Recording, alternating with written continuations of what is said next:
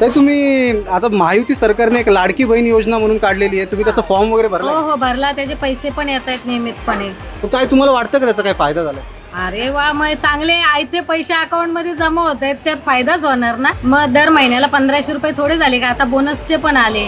आयते दर 1 तारखेला पैसे जमा होणार. तुम्हाला असं वाटतं की सरकारने फक्त का कुठेतरी महिलांकडनं मतदान घेण्यासाठी पैसे दिलेले? नाही नाही, असं तरी नसणार आहे, एवढं तरी विश्वास आहे.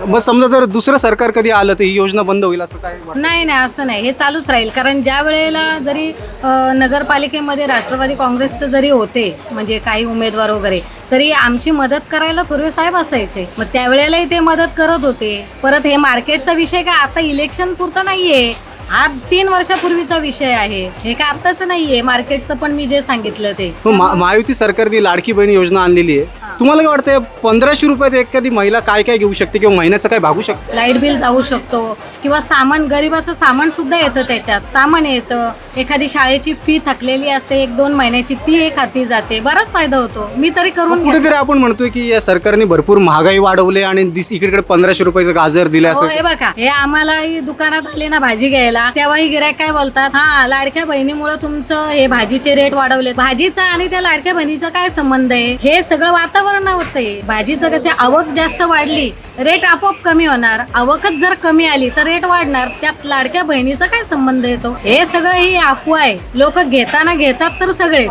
पण विनाकारण अफवा पण उठवायची. मग ज्यांना वाटतं महागाई वाढवली म्हणा का फॉर्म भरू, मग का फॉर्म भरतात? फॉर्म तर सगळ्यांनी भरलेत, सगळ्यांच्या खात्यावर पैसे आहेत. आमच्याकडे कस्टमर येतात, तेही सांगतात की आम्हालाही पैसे आले, आम्हालाही पैसे आले. मग कशाला खोटं उगाच बोलायचं की त्याच्यामुळे महागाई वाढली? बरोबर आहे की नाही? कर्जत खालापूर मतदारसंघाचे महायुतीचे अधिकृत उमेदवार महेंद्र सदाशिव थोरवे यांना प्रचंड बहुमतांनी विजयी करा.